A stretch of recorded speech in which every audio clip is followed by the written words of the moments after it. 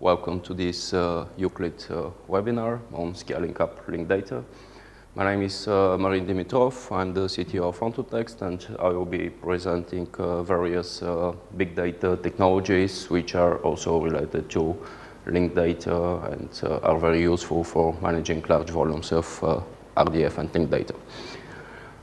So just a quick reminder, basically the objective of Euclid is to provide various learning materials covering the different phases of working with linked data, starting from the consumption of linked data from various legacy data sources, maybe relational, non-relational, linked data sources as well.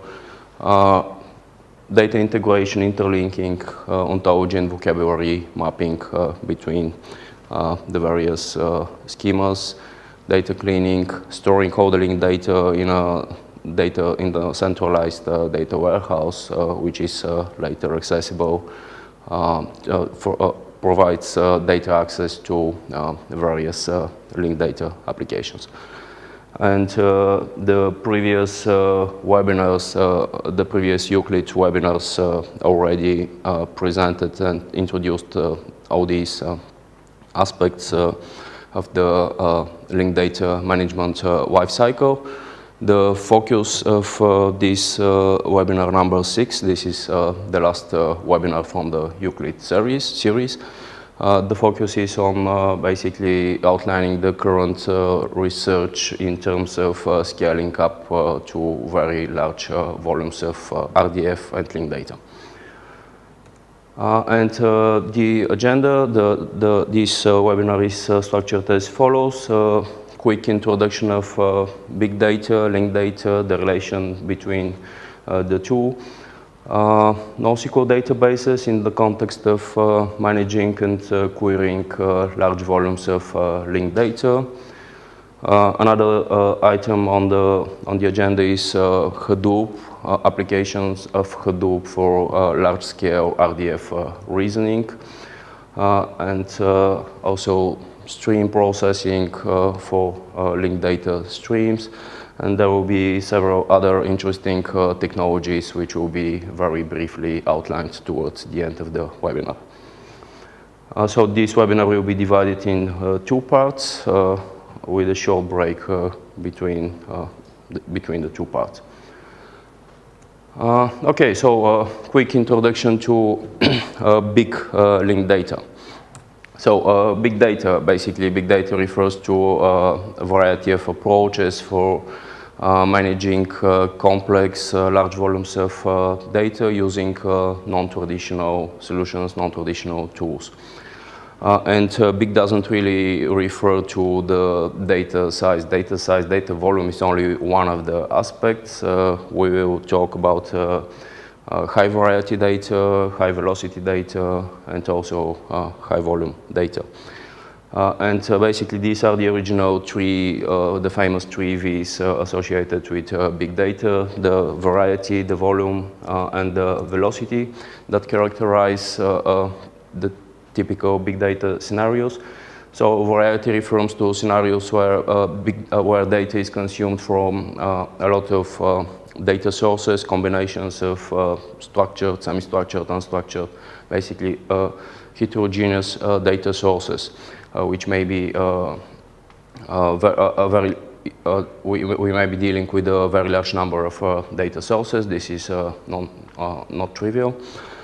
Volume, scaling up to petabytes of data, efficiently handling really large volumes of data is non-trivial.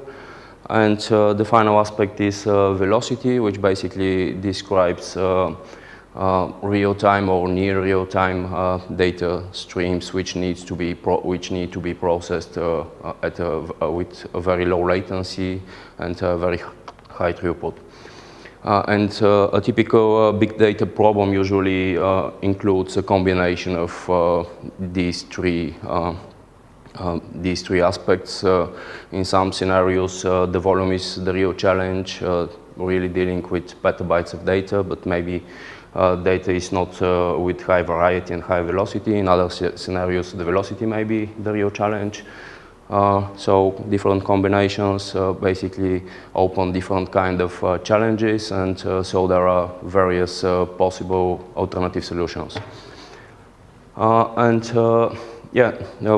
So we briefly mentioned this, the variety, the volume, and the velocity aspects of big data, dealing with structured, semi-structured, or unstructured data sources, dealing with large volumes of data, and dealing with streaming data, sensor data, near real-time data, Internet of Things kind of scenarios.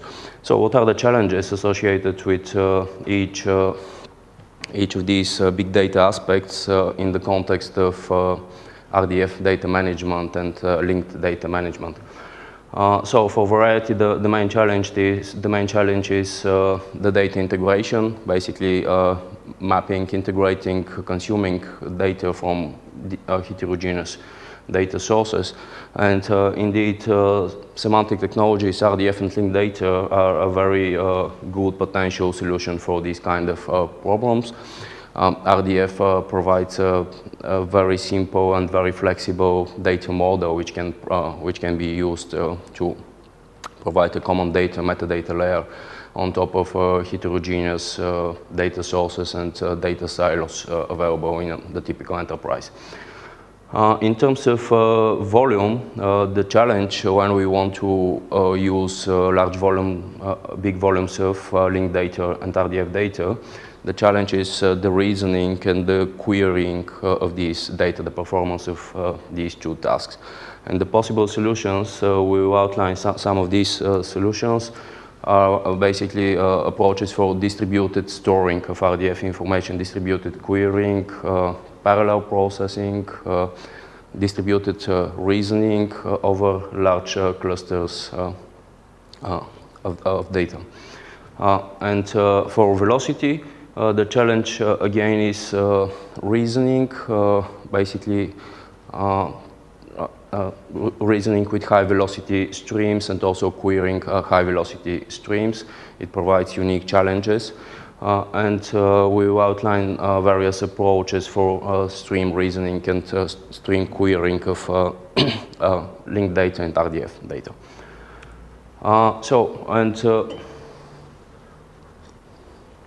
Extending the original three V's of big data, the variety, volume, and velocity, we can add more aspects which characterize the data and which provide new additional challenges when dealing with big data.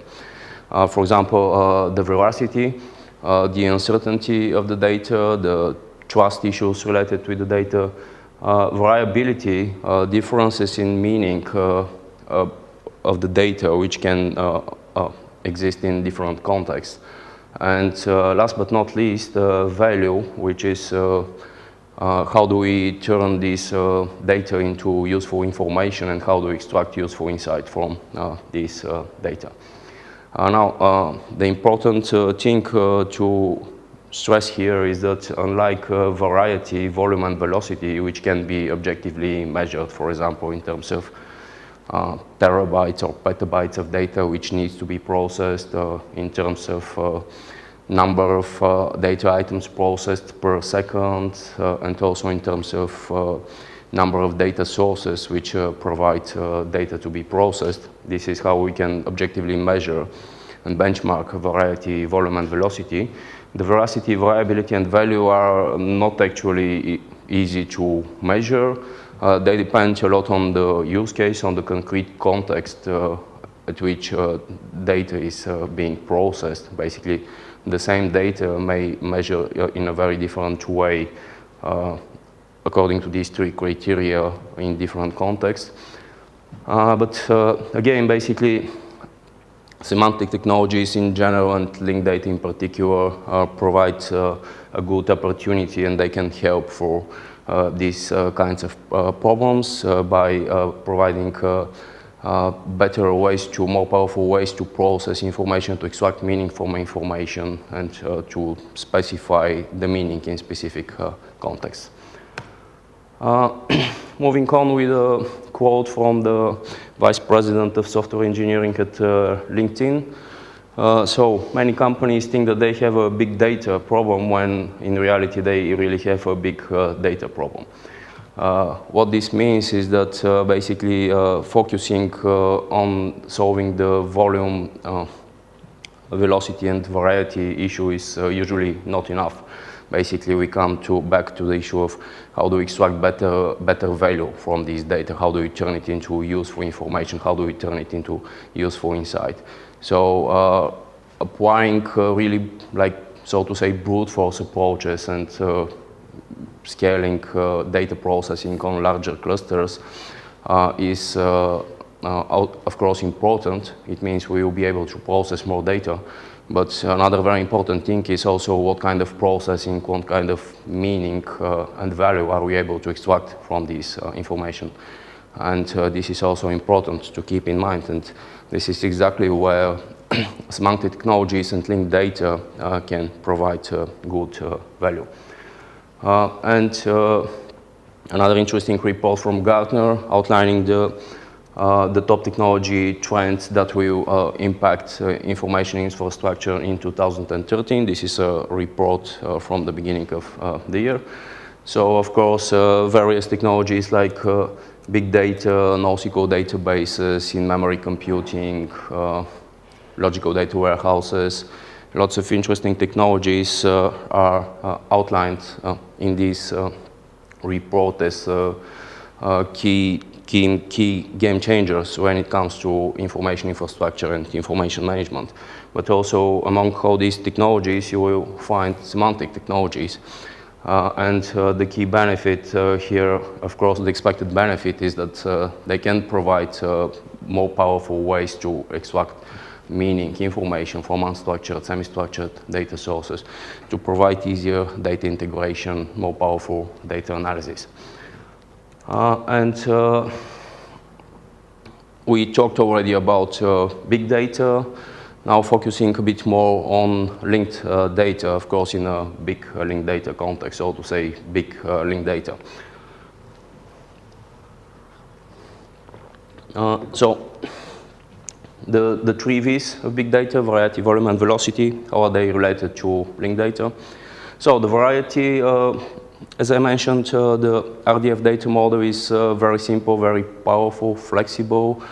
It actually provides a very good solution for integrating heterogeneous data sources, structured, unstructured, semi-structured. It makes data mapping, data integration a bit easier than the traditional, the traditional approaches. Regarding volume, there has been exponential growth of the linked open data cloud in the last 5 years.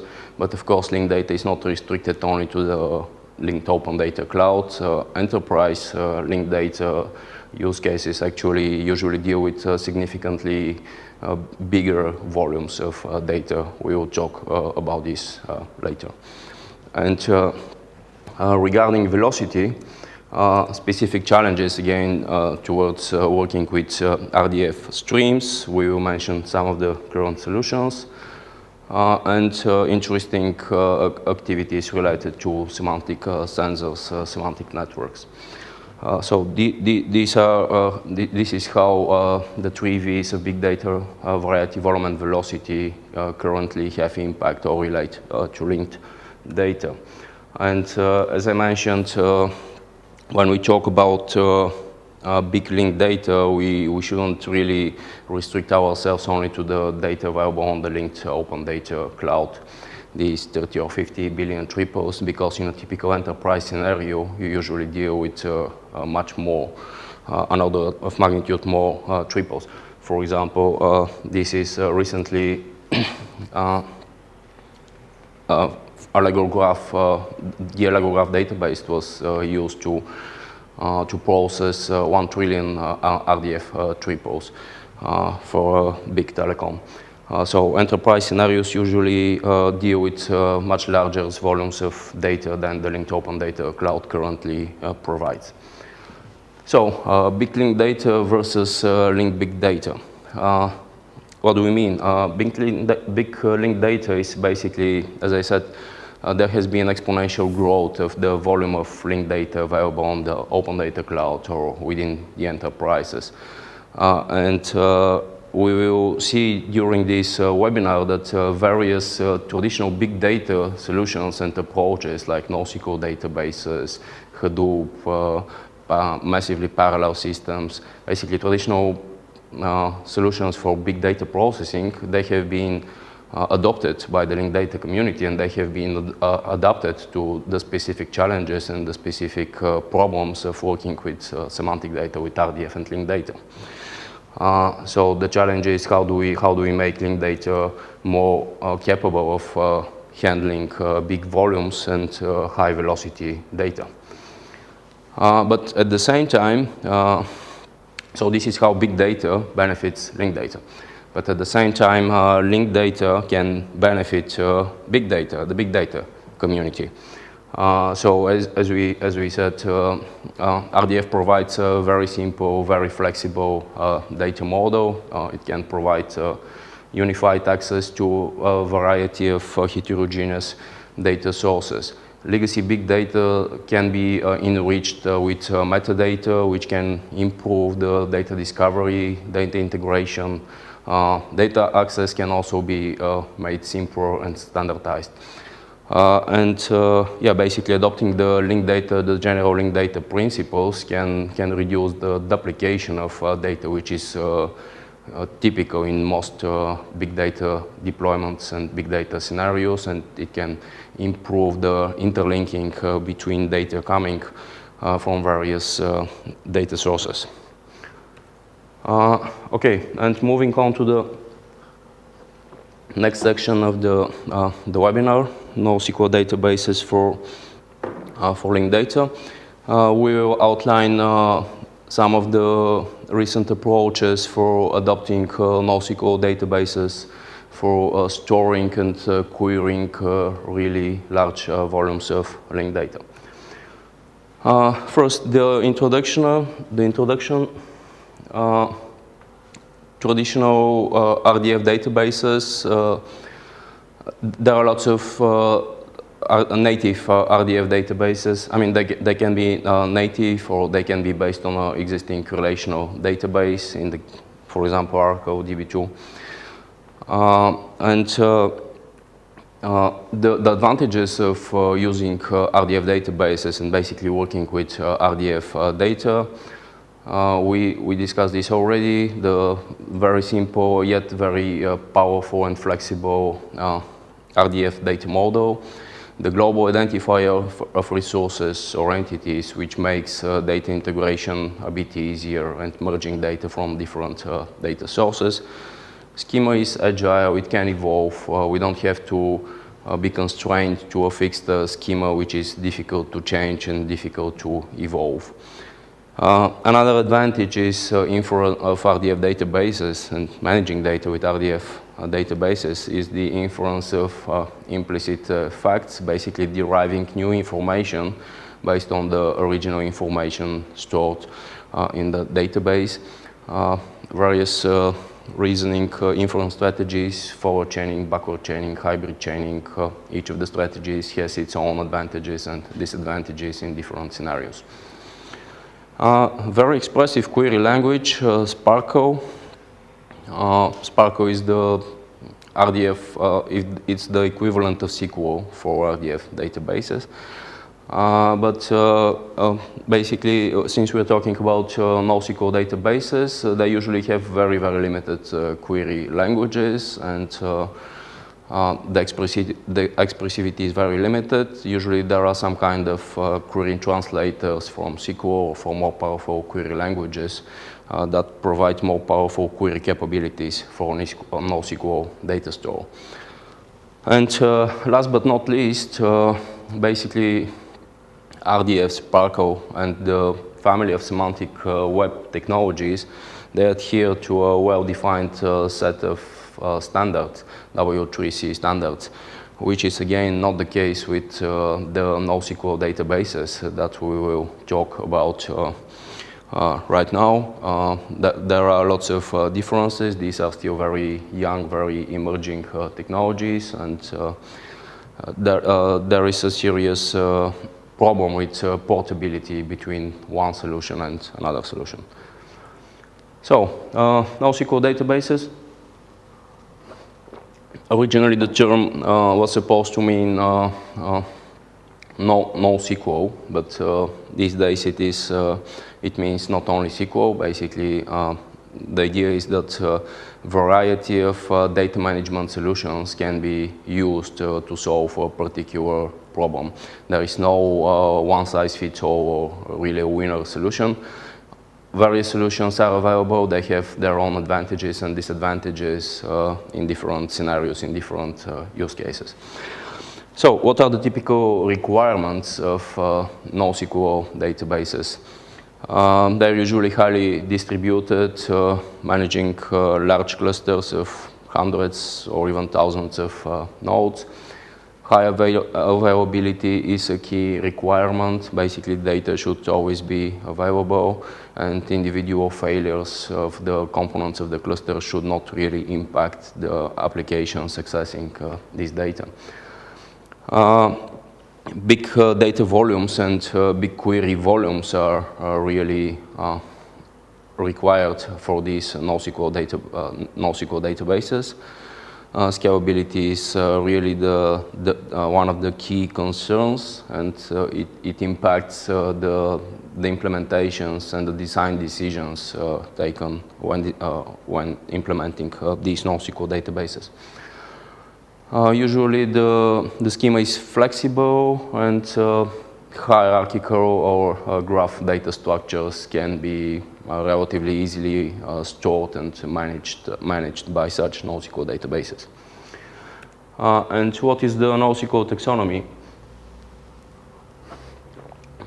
So the typically NoSQL data stores fall into one of the four broad categories: key value stores, column stores, document stores, or graph databases.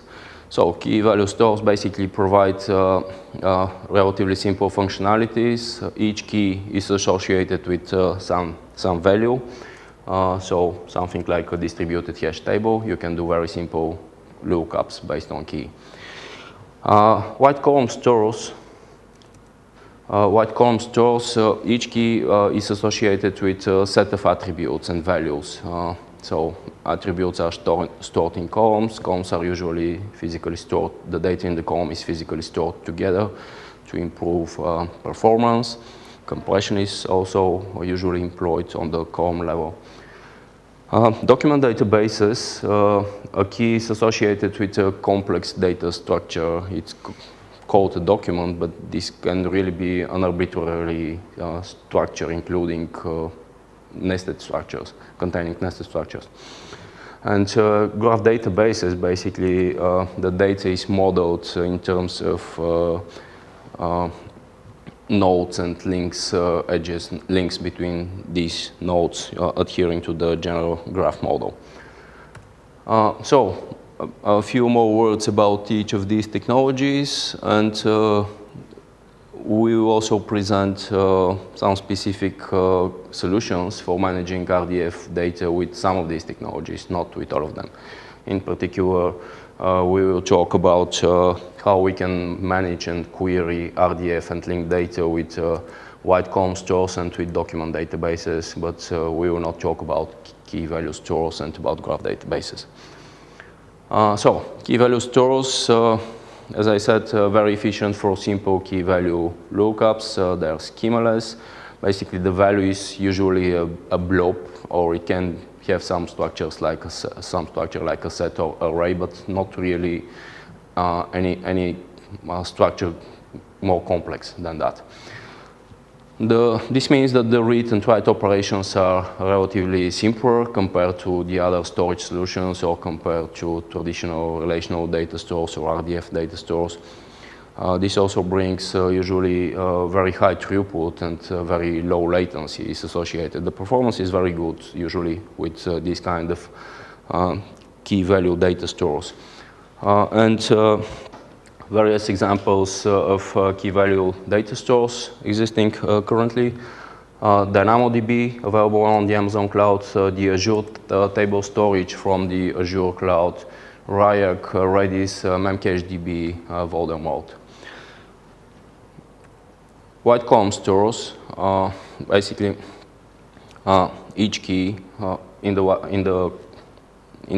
the case of wide column stores, each key is associated with a set of attributes or a set of columns. As I said, the data in the column, the data residing in the same column is usually collocated together. Usually it is also compressed. This brings more efficient data processing and aggregations over this data in the same column can be performed relatively quickly. These data stores are also schemaless, so to say. Basically, there is no need for new data to really be compliant with a fixed and rigid schema or data model. New columns or changes in the new columns can be added, or changes in the model can be done relatively easily. Columns can sometimes be grouped together in column families, and examples of such column stores are HBase and Cassandra, open source databases. We will actually present approaches for managing RDF and linked data over HBase and Cassandra. And a couple of more words about HBase. HBase, yeah, it's an open source column-oriented store. It's based on the original big table data model and design from Google. HBase is basically based on Hadoop and HDFS. The Hadoop distributed file system is used for storing of the actual data. It's horizontally scalable. Data is automatically sharded. As I said, key features of NoSQL databases such as high availability of the data, automatic failover of the nodes in the cluster, they're very important for such big data scenarios. HBase provides these features. HBase is strongly consistent for reads and writes. This is not always the case with NoSQL databases. Some of them actually provide more relaxed level of consistency, eventual consistency. And of course, there are advantages and disadvantages in both cases, relying on strong consistency or relying on eventual consistency. Also, there are very strong performance implications related to the two different ways of handling consistency. So in different scenarios, the best solution may be different. And yeah, Java and RESTful APIs are available for managing, for working with HBase. Document databases, basically each key in this case is associated with a complex data structure called document.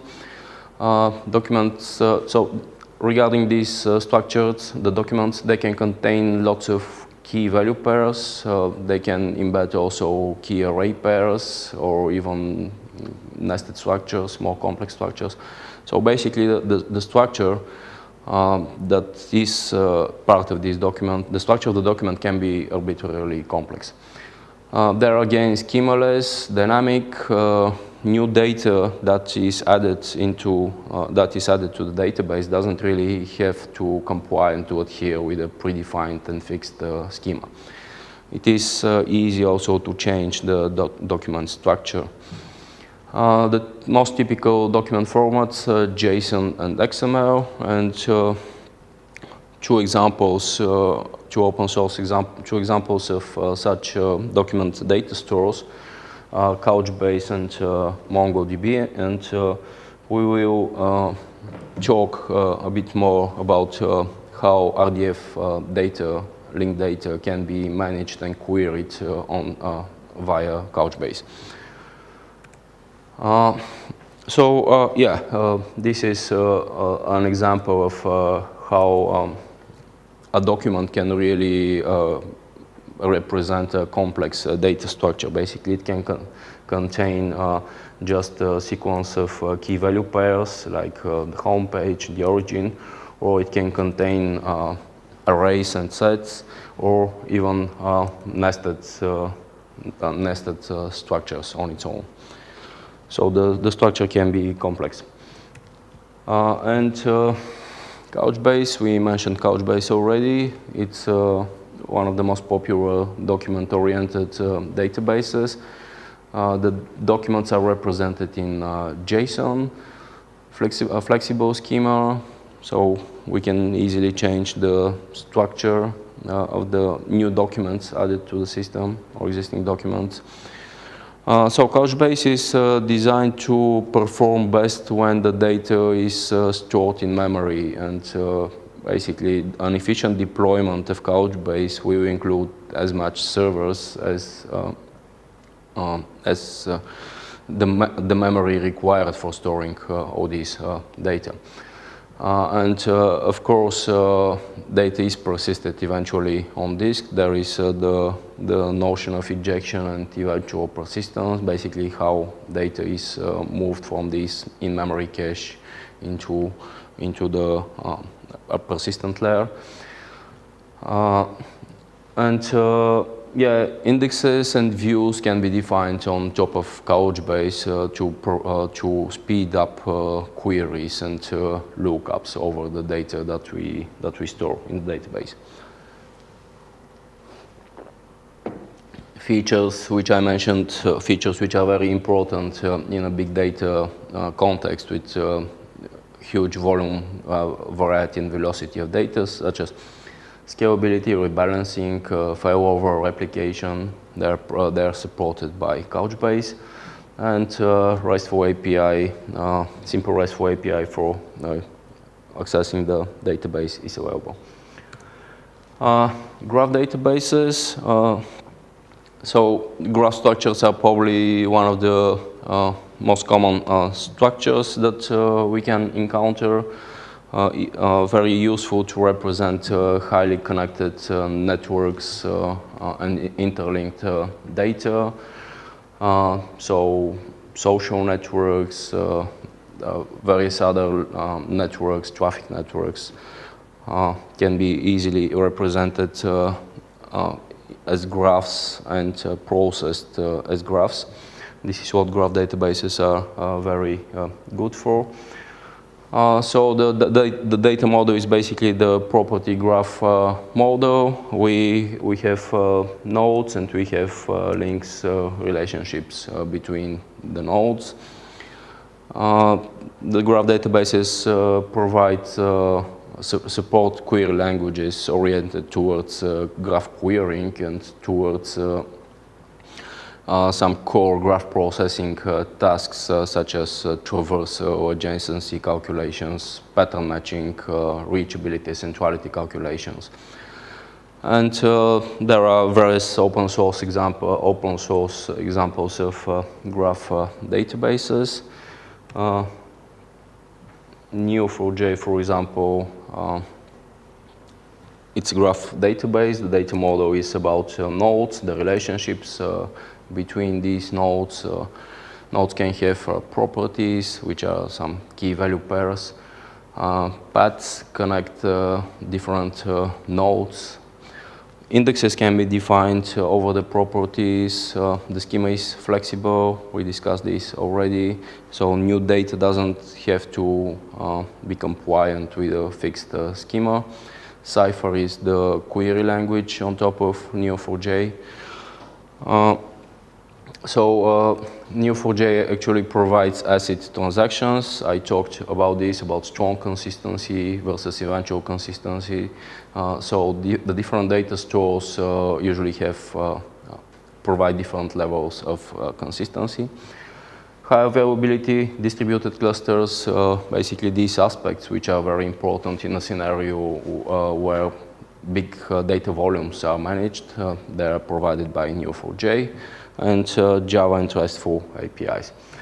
And going back a bit, an example for the property graph model, basically the same information that we represented in a white column store and in a JSON document for the document databases, the information about performance and the albums and the songs, it can be very easily represented as a graph.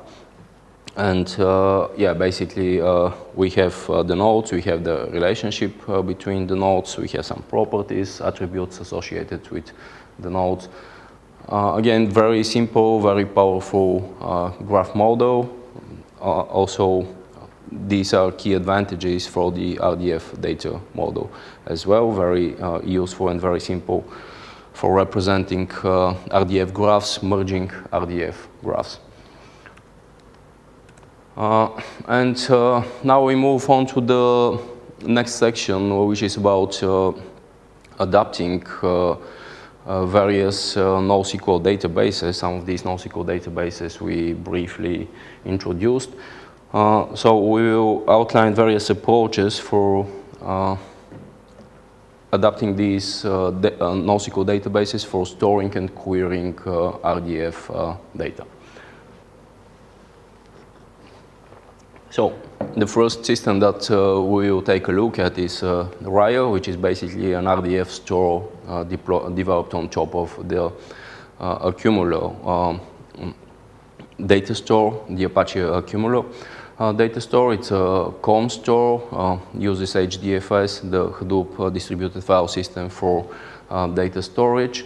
And Raya basically puts a Sesame parser, the Sesame RDF parser and query engine on top of it, and provides an implementation for the Sesame inference for the storage and inference layer of Sesame. So how is data really stored from RDF from this subject predicate object model of the triple? How are triples mapped into this column model of Accumulo? Basically, the authors use the standard tree table index approach. They create a subject predicate object index, predicate object subject index, and object subject predicate index. So basically, using these indexes, we can satisfy all kind of graph patterns, all kind of triple patterns that we can expect in a Sparkle query. So, for example, a pattern where the object is unknown or where the predicate is unknown, or where a predicate and an object are unknown. So simple basic triple patterns like this, they can be easily satisfied, checked using one of the indexes, the subject property object index, property object subject, or object subject property. So something specific is that all the parts, all the constituents of a triple, the subject, the predicate, and the object, they are actually encoded as the identifier of the row. So basically, there is no information stored in the columns of Accumulo. The triple is encoded as the row identifier. And this is one example. So a subject, an example triple with a university professor who has a degree from some university. And so for these three table indexes, basically we will get a concatenation of the subject, predicate, and object. Sorry. We will get three different row IDs that will be used for the three different tables. And in effect, we get a clustered index. Using this approach, we get a clustered index where where triples with similar subjects or similar predicates or similar objects are closely correlated with each other, which means that range queries can be performed very efficiently. This is the key advantage of this approach. Regarding, okay, so we figured out already how to store, how to map triples, how to map RDF data into the data model of Accumulo. What about querying? So, as I said, the Sesame query engine is used. It's deployed as part of Raya on top of Accumulo. And basically, the Sesame query plan, the execution plan is translated into a combination of Accumulo range scans and lookups. The authors propose various optimizations on top of this trivial default mapping from the Sparko execution plan to Accumulo range scans. So, for example, parallel scans of various parts of the Sparko query, various triple patterns, which can lead to up to 20 times improvement of the performance. Batch scans, a unique feature of Accumulo. Basically, they can be employed to reduce the number of range scans. Really complex Sparko queries with a lot of triples may actually result in a lot of, when they are mapped to Accumulo range scans, they can result in a lot of scans. And this feature of Accumulo, the batch scans, reduces the number of such range scans by combining some of them. Another important optimizations, basically, which is available in relational databases, in most RDF databases, the statistics, gathering statistics for the expected, excuse me, for the expected triple pattern selectivity. So when you have again a query with lots of triple patterns, it is important to reorder the execution plan in such a way that these patterns that are expected to match the least number of, to return the least number of results to be satisfied and bound first. So that basically the information that will have to be joined with the other clauses, with the other patterns resulting from the query, the information that will have to be joined is significantly reduced. And this is what the statistical approach provides, basically some estimate of how many results a specific triple pattern will return, so that the most restrictive patterns that will return a small number of results can be executed in advance. The authors also publish a performance evaluation with the Lehigh University benchmark, one of the standard RDF benchmarks, RDF database benchmarks. So what is interesting is that basically there is no significant degradation in the query performance and data loading performance when the data grows 2 or 3 orders of magnitude.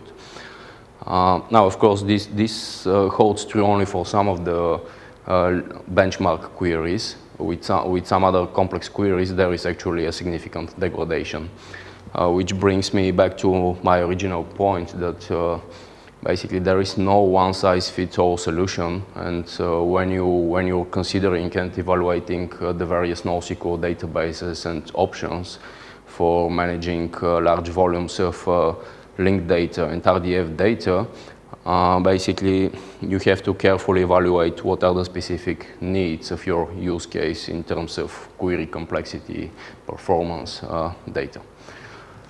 Yeah, this result basically outlines the potential benefit of employing a NoSQL database, a distributed NoSQL database, so that increasing the volume of data being processed will not have a significant, will not lead to a significant performance degradation.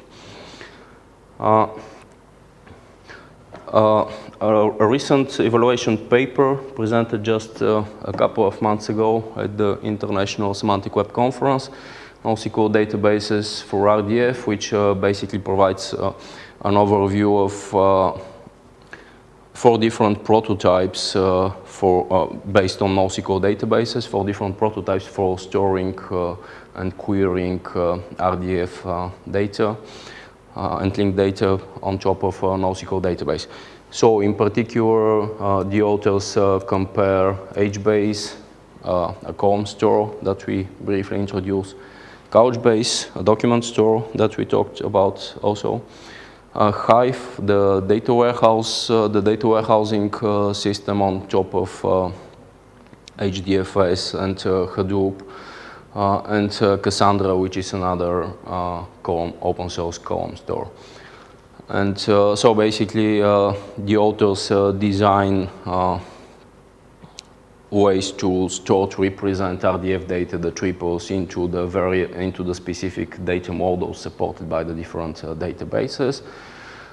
They load a standard DBpedia dataset for benchmark,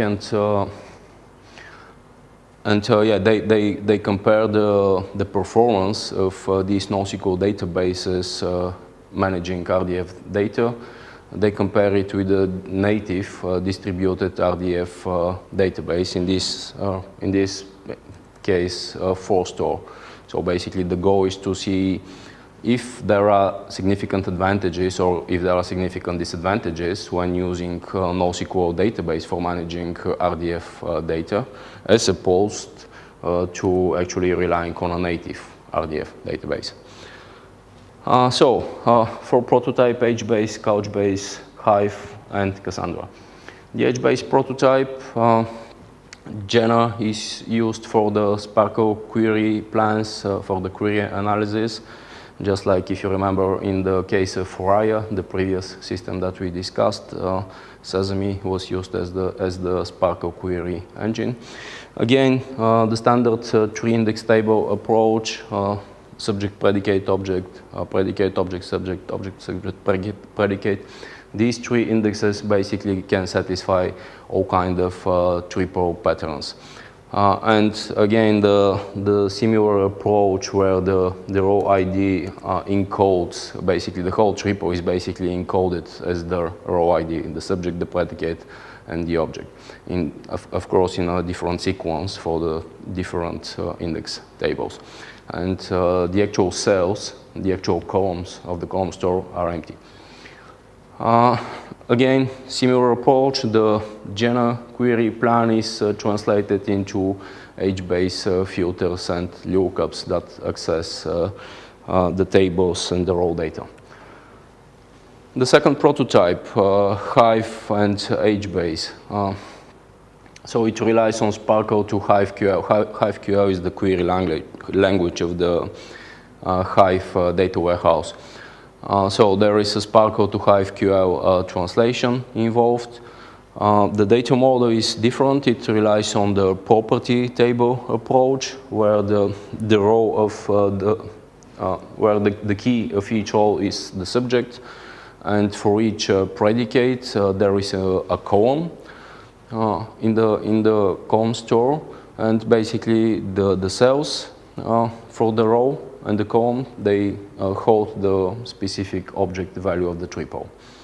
So subjects provides the row key, predicates provides the column names, the columns, one column per predicate, and the actual cells of this big table are the object values of the triple.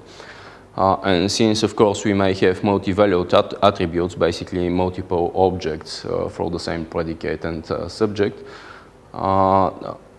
this is not a problem in this case because, of course, in HBase, the individual cells can also have timestamps, so you can have different values associated with the same cell, with the same row and the same column in the data store. Prototype number 3 is actually an existing open source tool, Cumulus RDF, which is basically the Cassandra column store used for data management with the Sesame Sparkle query engine deployed on top of it. Again, the tree index table approach, which is sufficient to for querying various triple patterns. And the Sesame query execution plan is translated into a combination of index lookups performed by the Cassandra data management layer. Prototype number 4, Couchbase. The document data store. So the first step is, of course, the first question is how do we map RDF into a document, into this JSON document, this JSON structure.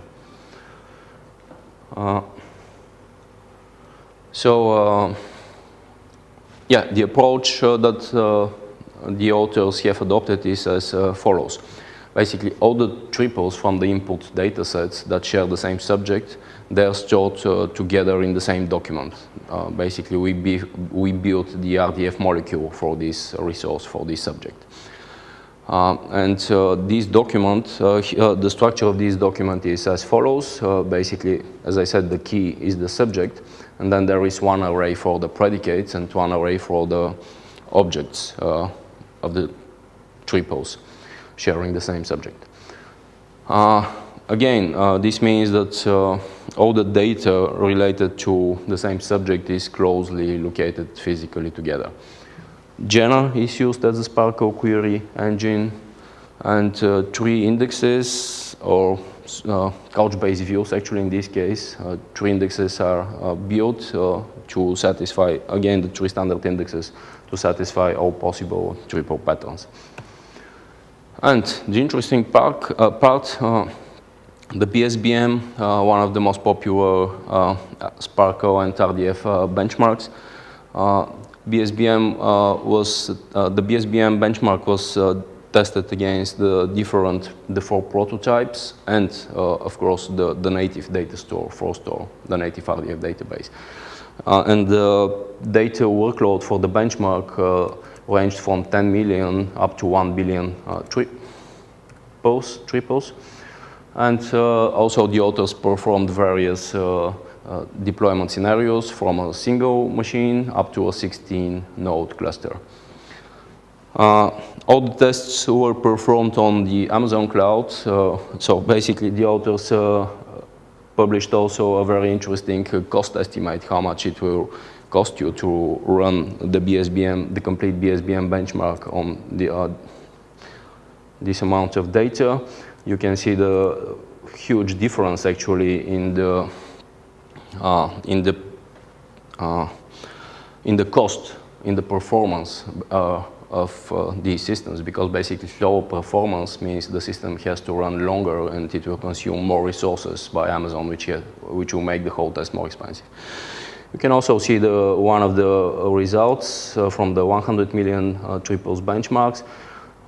Various performance really on different queries. There are the performance of the different databases, the different data stores is varying, which again, as I said, you should always keep in mind when you choose a solution for managing really huge volumes of data. There is no one-size-fits-all approach.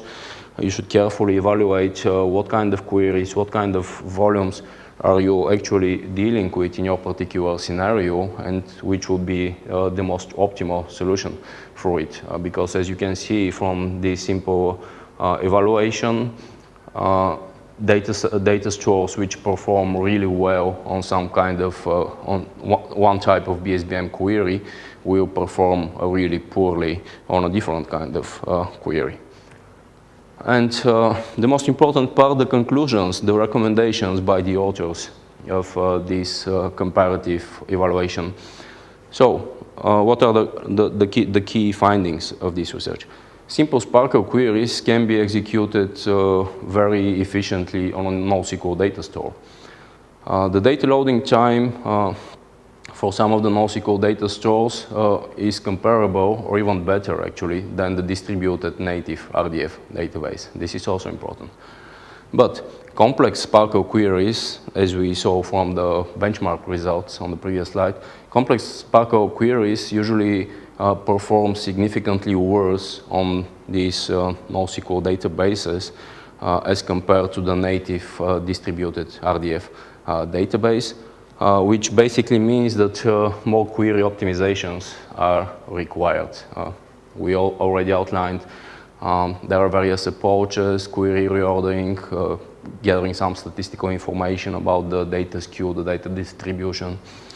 But basically such relatively simple and straightforward prototypes for managing RDF with NoSQL databases, they don't perform really well on a complex Sparkle query, and significant optimizations may be required. The last point, actually, the MapReduce operations, which are specific to Hive, the data warehouse on top of HDFS, and to the Couchbase document database, they introduce high latency for updating the views, the indexes, and they slow down they also have negative impact on the query execution. This is, again, not surprising for MapReduce. MapReduce is not really suitable for such low latency response times. It's really best performing on large batch jobs that needs to process really large volumes of data, but not to return results with low latency. So this is the end of the first half of the presentation of the webinar. We will have a short break and we will continue in 10 minutes. Questions? Okay, so we will continue in 10 minutes.